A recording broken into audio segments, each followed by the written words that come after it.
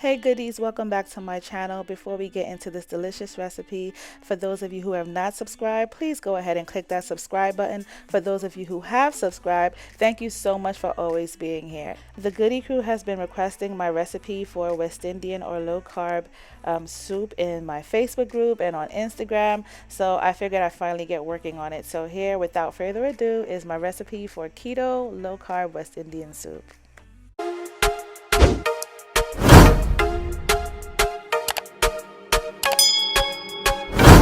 So my first step in making this soup is seasoning the meat. Here I have some pork neck pieces and I also have some stew meat. I like to choose meat that has bone in it because it gives the soup even more flavor from the bone. So that is why I'm using two meats here. You don't have to do that, but if you want extra flavor, choose a meat that has bone in it. So far I've seasoned the meat with some all-purpose seasoning. Here you see I'm adding some seasoned salt. I'm also adding some garam masala. If you've been watching my other videos, you know that I like to put that on my meats. It gives it a lot of flavor. And then I'm adding some olive oil, and then I'm going to massage it in. These pork neck pieces, if you remember, I bought this with my second to last keto haul, so go and check that video out. But yes, I know that this is going to give my soup a lot of flavor, but before doing that I have to make sure it's well seasoned. So that's why I'm massaging the neck pieces here, and I'm also going to massage the stew pieces just to make sure my seasoning is getting in. You want this to marinate for minimum 1 hour, but overnight would be best. While my meat is marinating, I'm going to prepare my vegetables. Here I have my sink filled with water and apple cider vinegar. And now I'm going to add my jicama, radishes, bok choy, and chocho, or chayote.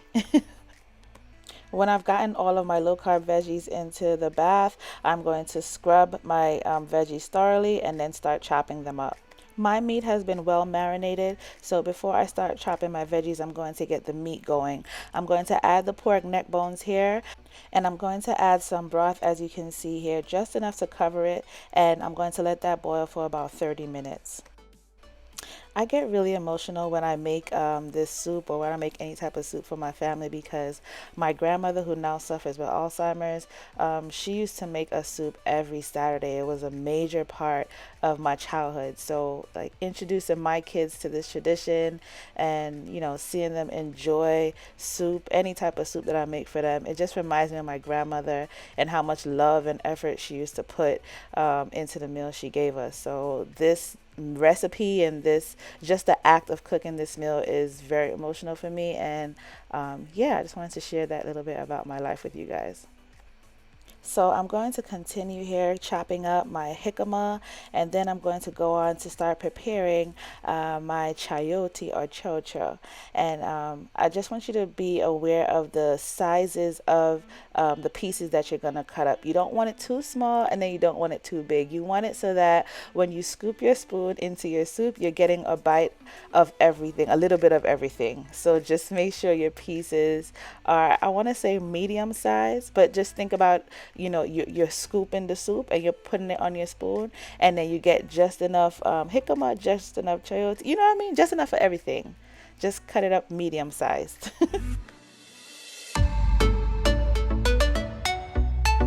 So now we're going to go on and cut up our radishes, and the same rule applies. The only thing I'm doing here is making sure I get off those end pieces because they're not cute. So yeah, just cut off those end pieces and just cut up your radishes into medium-sized pieces or even small pieces. Now I'm going to cut up our bok choy. I like to cut off those ends because I don't know if you've ever cooked with bok choy before, but those ends are full of dirt, which is one of the reasons why I do a good washing of the vegetables before. But even so, just to be safe, I like to cut off those end pieces, and then I cut up my bok choy into bite-sized pieces as well. So here is the end result of all of the vegetable chopping, and then we're going to go back now and check on our meat that has been cooking for about half an hour now. So here you can see the pork neck bones. They look well cooked. So now we're going to go ahead and start adding our vegetables, but not all of them. We're going to add jicama first because jicama is I want to say a root plant, and those take quite some time to cook. I accidentally got some chocho pieces in there. You don't want your chocho in there as yet because those cook fast. But the radishes and jicama, they can go before. And now I'm also going to add my stew meat because this is a safe time for that to start cooking as well. Now I'm going to add the remainder of my broth. I like to use chicken broth. You can use beef broth if you want. I'm not a fan of the flavor of beef broth, so yeah. Here I'm going to add some of my green seasoning. This is a very important step that you don't want to skip. The green seasoning that I make, I have the recipe here. I will link it above and below. Please make it. It has ginger, garlic, green onion, what else? Cilantro. It just has a lot of flavor in it, and you don't want to skip that out of your soup because this is the base of the flavoring of your soup. So please make the green seasoning if you want your soup to taste traditional. So yes, I'm going to add the remainder of the broth here, and my goal is just to have everything covered. I used about 2 boxes. I'm going to show you here in a picture just how much or the sizes of the boxes. I used about a box and a half.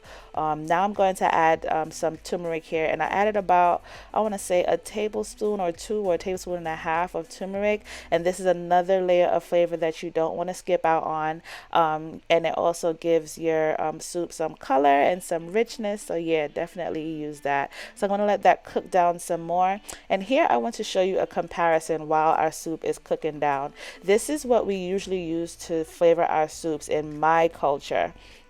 But if you look closer at the carbs, it can be a little high in carbs. You see here the first one, the pumpkin one, has 14 grams of carbs, 1 gram of fiber. So that's 13 grams of carbs, and that's only for 1 cup prepared, and that's a bit high for me. The other one has 9 grams of carbs for 1 cup prepared. So if I use 2 packets of this, I'm racking up a good 20 or more grams of carbs.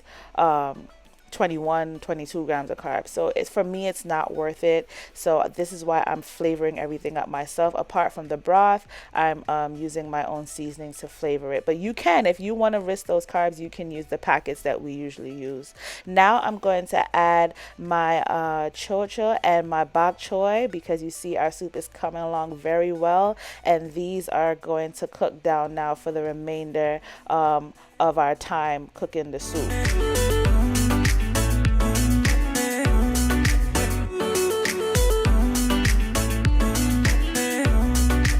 So I want to share a quick joke with you guys. I let my daughter know that I was not going to be putting dumplings in my soup, and she begged me if we could make at least a separate pot so they don't have to suffer.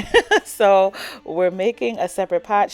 I made the dough for her, but she formed the dumplings, and I added a pack of the cock soups to her little pot of dumplings. So my non-keto family members can add these dumplings along with some more flavor to their bowls.